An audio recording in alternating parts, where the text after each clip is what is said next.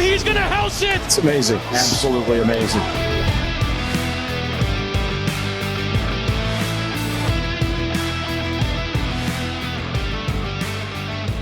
What's going on, everybody, and welcome to another Angle of Pursuit podcast, your fantasy football, sports betting, and NASCAR home. I'm your host, Kyle Robert. You follow me on Twitter at NotoriousKRO. With me to break down the final race of the NASCAR regular season, Brian Twining. We missed, unfortunately, last week. We had some stuff, but we are back. We got football in full swing. We will be here throughout the NASCAR playoffs, and then we will be back for the 2022 season. But first things first, Brian Twining, how's everything going? It's going good, man. Yeah, I tweeted out my card this weekend, and it was looking beautiful early on in the race. And then Brad Keselowski came back to bite me in the ass again, crashing Austin Dillon. And then Denny Hamlin near the back end of the race. After all those restarts, he got pushed back to sixth, I think it was.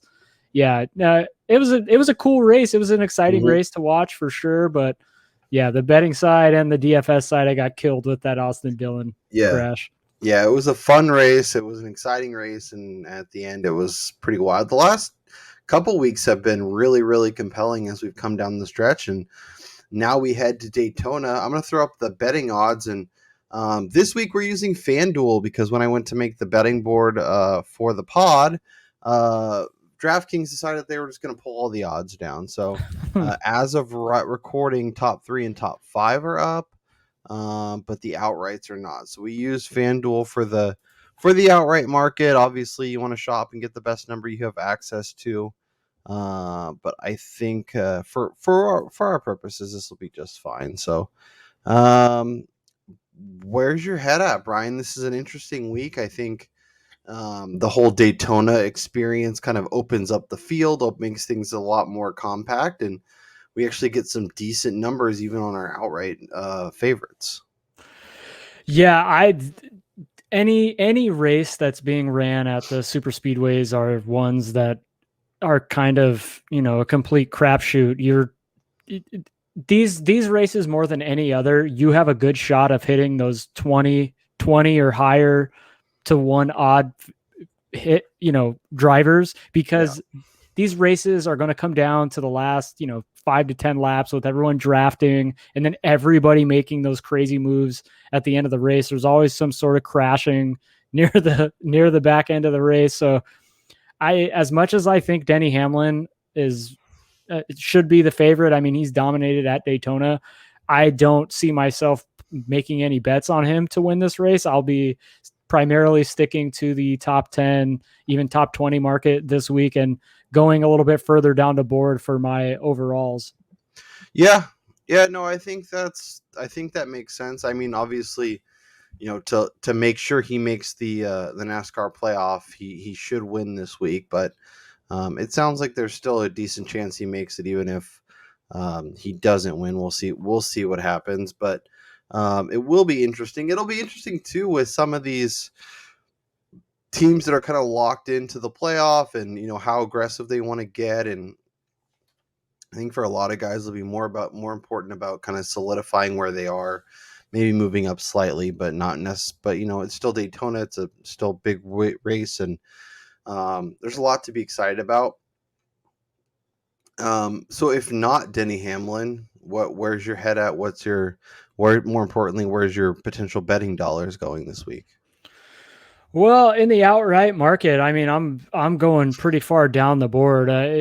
I'm going in that 20 plus range. I think Christopher Bell stands a good chance at, potentially stealing a win here. I think he's starting 12th this week. He's 12th in the stand in the playoff standing. So he's kind of set up. He's going to make it into the playoffs, but he's right on the cusp of the cut line of the first, cut for the playoffs. So another win on his resume would help him get those playoff points and move him up the standings, thus propelling him further along into the playoffs. I like Ricky Stenhouse at 26 to 1. I think he stands a good shot. He's starting, I think, 12th or 13th. he's a guy who's ran pretty good here. He runs near the top 10, but he's been running really well of late. I think finishing inside the top 15 each of the last 4 races. And then, of course, Matt DiBenedetto. Yeah. This guy, the last couple races, he's shown a lot of speed, and he does not have a ride secure for next season. So he's driving for his career. Yeah. And last week he was right near the top. A couple mistakes and all those restarts killed him as well. So I think him at 26-1, he's starting inside the top 10. I think those are kind of the numbers that I'm looking at, especially at a Daytona where anything can happen, literally. Sure. Yeah, I think Alex Bowman at 21-1 is really interesting to me. A guy that, starting in the 15th position, I think is a guy that has had some recent success at this track.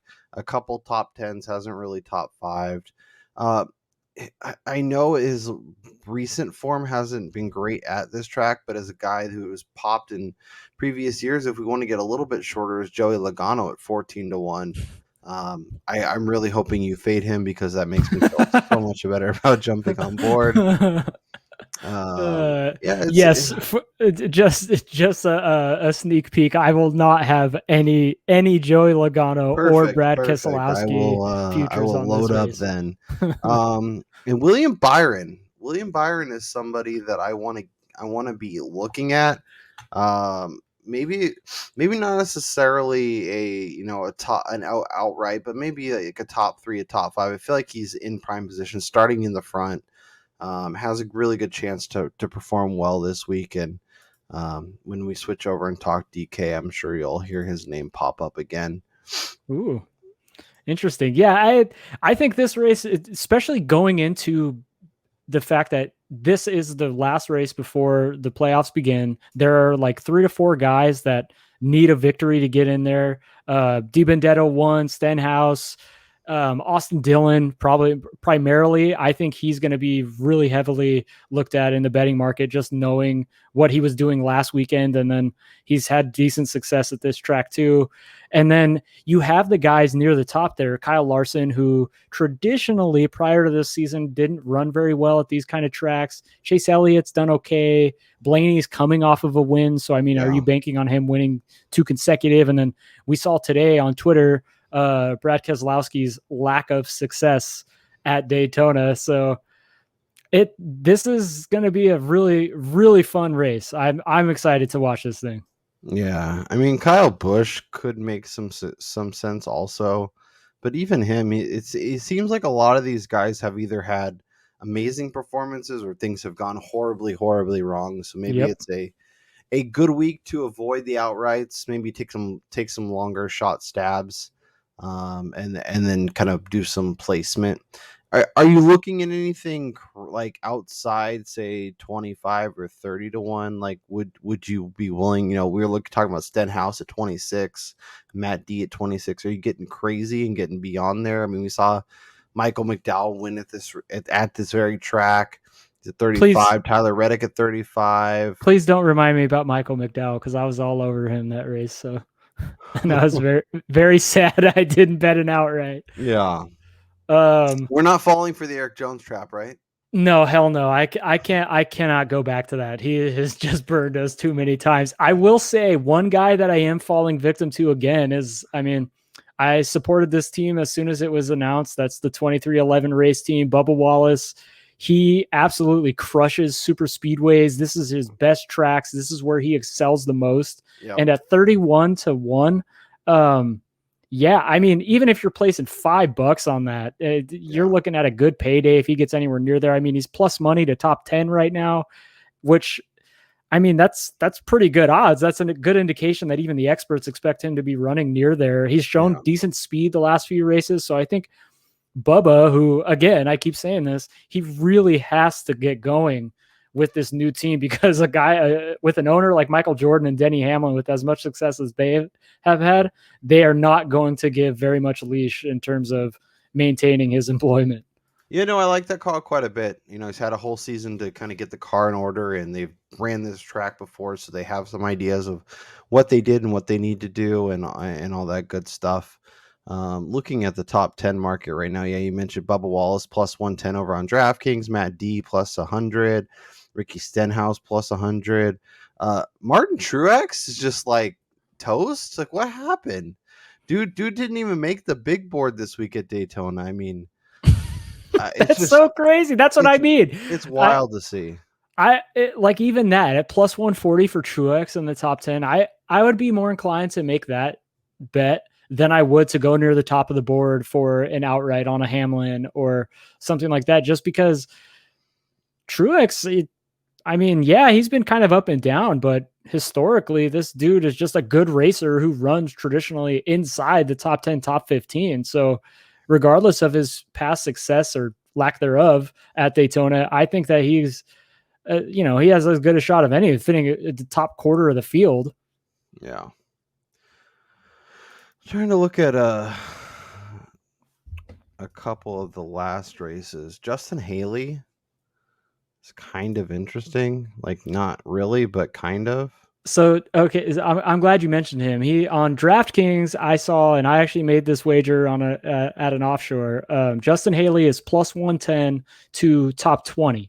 Yeah. Now, this is a guy who I've mentioned multiple times in DFS because he does have the ability to maintain, a decent finishing position inside the top 30. But the fact that he's starting 28th and he's barely plus money to finish inside the top 20, like, I think this guy I think he's driving for Spire, has a really good opportunity here at Daytona. And he's actually won at Daytona, like you were just talking about. And then in the lower division, Xfinity and stuff like that, I think he has a couple wins at super speedways. So he's really good at these tracks.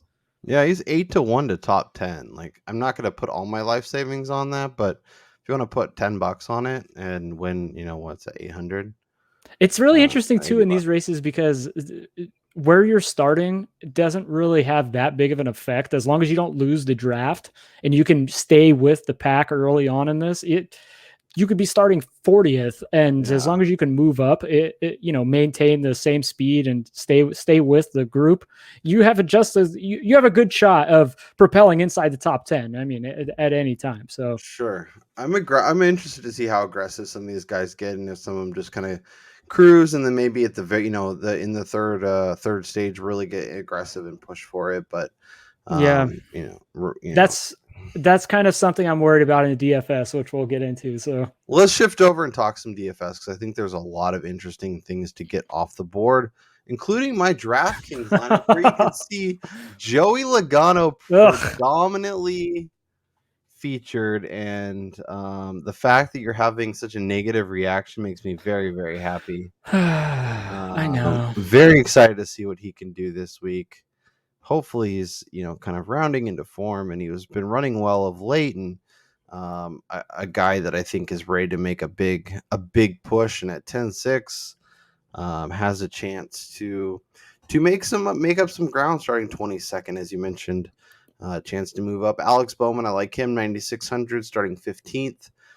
William Byron, 8,000. He's my sneaky dominator of the week. I think this is a great play, by the way. If you're looking to get some of those higher movement point guys and some of the higher salaries into your lineup, and you want a guy who can dominate early, I think he makes a ton of sense. Denny Hamlin would be the other guy for me, but he's $1,400 cheap or more expensive. So, it depends on how you want to adjust it. It's basically Bowman and Byron, or Hamlin and, Ryan Preece, Kurt Busch, Daniel Suarez. Like, those are the names you're talking about. You can even dip a little bit lower. Ryan Newman is 7,000, and I am having a little bit of a conundrum. All right. Because I feel like he's going to be the chalk play that everyone goes to, and he's going to wreck in lap 17 and just crush lineups. Yeah. I mean, I cannot fault you for picking Ryan Newman. He's a guy over his career. He's ran really well here. I don't know. I just have such a hard time picking these drivers who I just haven't seen it out of him. Yeah, no. Well, this season. So August of last year and February of this year, 36 and 38. So his last two finishes. Before that, 9th, 5th, 14th, 8th, 8th, 5th. So, Yeah. I mean, he had a nice run from basically 2017 to the beginning of 2020. So if I get that performance, I'm going to be ecstatic. But I remember it was probably about a month ago now where Ryan Newman was the chalk that everybody wanted, and then he crashed, and I'm worried that he's going to be 60% owned and basically going to crush a lot of lineups. So that is my concern there, and I would not blame anybody who pivoted off of him. Yeah, hey, like I said, leading into this is Daytona, man. You could probably pick the 4 cheapest dudes on the board and still wind up winning. Just don't pick Eric Jones. No. Let's throw up your core, Brian, and then we can run through some other stuff. And start off with Austin Dillon, 10-3. Yeah, Austin Dillon, this is the play that worries me the most. Not in terms of what I think he's capable of doing here, because I think he has all of the skills to win this race from the 27th spot, which would be huge. I think he's going to be owned in a ton of lineups. And I also think that because of the way last week finished, I'm slightly worried that near the back end of the race, he's going to be the guy that either causes and or is involved in the big one that he's going to take Ryan. He's going to take Ryan Newman out of the race and kill all of our lineups. I mean, because you always see it at the end of these super speedway races, like the last couple laps where guys are jockeying for position, they're diving down below the apron, they're cutting in to break the draft. That's my one worry with him, is that he could be involved in an accident. My next guy, Kaz Grala, this colleague racing team, they have their plan down pat. I mean, it's AJ Allmendinger for road races, it's Kaz Grala for the super speedways. Kaz wound up with a not so great 28th place finish at the 500, but that was because of engine issues. He was running, I think, inside the top 15 the entire day during that race. So I think he has a great shot of getting you tons of placement points. I mean, he's starting 38th and he's just about even money to top 20. So I think that's a good indication of where he's expected to finish. Ross Chastain, not necessarily the best history at these kind of tracks or at Daytona itself, but I mean, starting 29th, he's been one of the kind of like up and coming drivers, I want to say, like the last 4 or 5 races where he's constantly being talked about as a guy who's putting in great performances during the race and just winding up with unlucky finishes. And then of course the guy I mentioned at the beginning of the show, 31-1 on FanDuel right now to win the race, Bubba Wallace, $6,500 starting 20th. This dude right here at these races, his average finish is 15th at Daytona. He only has 1 finish outside the top 20 in the last 9 super speedway races. In 19 career races at Daytona and Dega, he's only finished outside the top 24 times. These are his bread and butter tracks, and this is where he really has to shine. And I think he has the speed with that 2311 team and the Joe Gibbs style racing setup from Denny Hamlin that I think he has a good shot to even get close to that top 10. Yeah, no, I think all those names make a ton of sense. I think there's going to be a lot of ways to go this week, so I think there's going to be opportunities for some unique lineups. You know, do you want to get crazy at the top and get like 2 of Logano, Dillon, Keselowski, Harvick, whatever, and then dive way down and go with some of the cheaper options? You know, even inside 6K, go with Haley, go with Joey Gase. Get crazy. There's a lot you could do, or you could just load up on kind of the middle ground guys and seeing what you can cobble together. I'm really curious to see. We talked about this a couple of weeks ago, how we keep fading Kyle Larson, and it seems like even the DraftKings odds makers are doing that too. He's at 9,000. He's starting on the pole. We all know that Daytona, you don't normally see guys dominate the races, but what if this is another race where his car is just head over heels better than everybody else, and from the get-go, this dude just outpaces everybody, leads over 150 laps, winds up winning stages 1, 2, and the race, and then he crushes at the 9,000 mark like that. I almost feel obligated to have to make a lineup with him in it. Yeah, I think starting a lineup with him and Hamlin or him and Willie B could make a ton of sense, and then just finding your placement, your movers, kind of for the last of your few spots. Because well, you're right. Like he wasn't even in the conversations we've had, and we're almost 20 minutes into this episode. That That's what I tells me all mean. we need to know, that we probably should have a lot of Kyle Larson, both over on the betting side and on DraftKings. Like it's a weird week. Truex. I'm kind of upset it's on Saturday night, by the way, the race. Yeah, I'm with you. It's not ideal, and I think the next 4 races are all night races. There's like a Saturday, Sunday kind of thing. So that will make things interesting for sure. But yeah, I mean, I don't know. I'm kind of excited about it just because I like going under the lights, and I kind of enjoy having be able to watch it on Saturday and then have all Sunday to kind of make up whatever I need to do. Good point. But yeah, no, I get it. It has been nice. Like I came home from my big fantasy draft and threw on the race and just chilled on the couch, and it was pretty glorious. Any other sleeper guys? Any other cheap options? Anybody else that you're like, you know what? This guy might perform really, really well. Like, there's just a weird mix of like guys in certain ranges that are like either people that are starting really high, or like the Daniel Suarez, Ryan Priest's of the world. Like if you're looking in the 7K, Chase Elliott's only 8,500. Like I don't know what to do with this pricing. It's very like throwing me off. I think it's just because they know the way that these races go. And I really do think you are going to see a lot of guys who have their spots cemented for the playoffs, like especially the guys that are in the top 4 right now, Yeah. or even top 8. So they already kind of know that unless tragedy happens over the next few races and they just have a bunch of DNFs, they're going to make it to the next round of the playoffs. I think you may see them kind of hold back a little bit more, try to avoid all that jockeying and, to just continue to rack up those playoff points. So yeah, the pricing is really interesting. And that's kind of why for me, like my lineups, I think are going to be built on the guys who are cheaper starting near the back, just because like, I think there's a good chance that much like what Michael McDowell did for the 500, you have a guy starting in the mid to late 20s, move all the way up and wind up finishing the race at number 1. So I think there's a better shot at that happening than a guy starting even top 10 winning the race. I do think Denny Hamlin, because of what where the season's gone and getting back to Daytona, could be a really interesting guy who pushes really hard and tries to win it, but we'll see. So far I have 2 lineups built. First one, Ricky Stenhouse Jr., Kaz Gralla, Bubba Wallace, Alex Bowman, Denny Hamlin, Ross Chastain.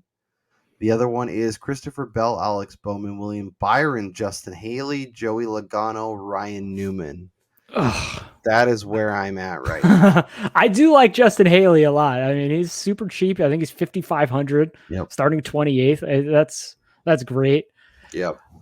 Yeah. One of the lineups with my core that I have built, I actually have Hamlin, and I was going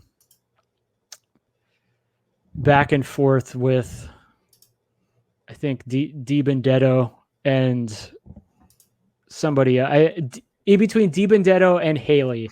Yeah. Because Di Benedetto starting in the top 10, so you can't have him falling back. But at only 6,700, a guy who wants to win and will win. The only worry with him is kind of like I talked about with Dylan, is getting in those accidents, which Matty D tends to do sometimes. So I think it is a good week too if you're doing any of the contests, the GPPs, to leave a lot of cash on the table and see what you can cobble together.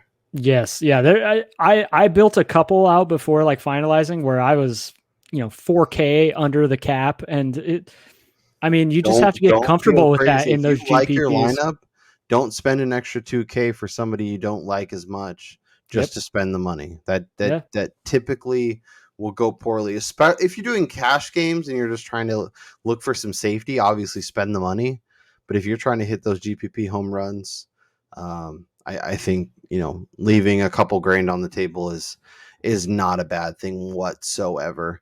Okay, Brian Twining, we've talked some betting. We've talked some DFS. That leaves us with one thing and one thing only. What's your best bet for the Coke Zero Sugar 400? Well, being it's the last regular season race, and it's probably the last race that he has any relevance this season, I got to go with my boy Bubba Wallace finishing inside the top 10 at plus 110. Let's go, MJ. Okay. By the way, right as we're coming to the end of the show, DraftKings decided they're going to repost all their numbers. So shouts to DraftKings thanks for making that happen. Yeah. Shop around if you have access to multiple books. If you can find a better number, I would highly recommend that. I'm gonna go. You're gonna hate this, which means I'm gonna love this. I'm gonna take Joey Logano to top 3 at plus 340. Man, that is so dangerous at Daytona. If you ain't first, you're last, or in this case, if you're not top 3, you don't win. So yeah, I'm down to get a little greasy and see what we can get going on here. And I'm trying to hit a winner, and at plus 340, I'm very much on board.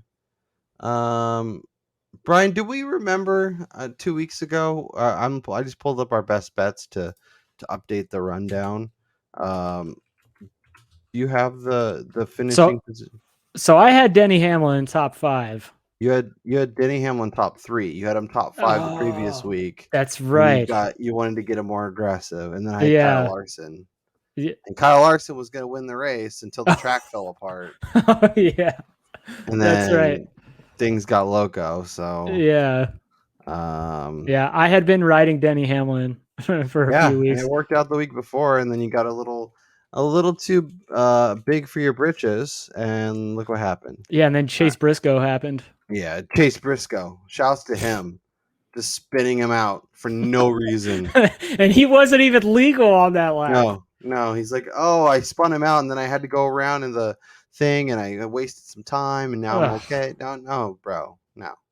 Denny Hamlin, that was his race to win and lock up his playoff seat.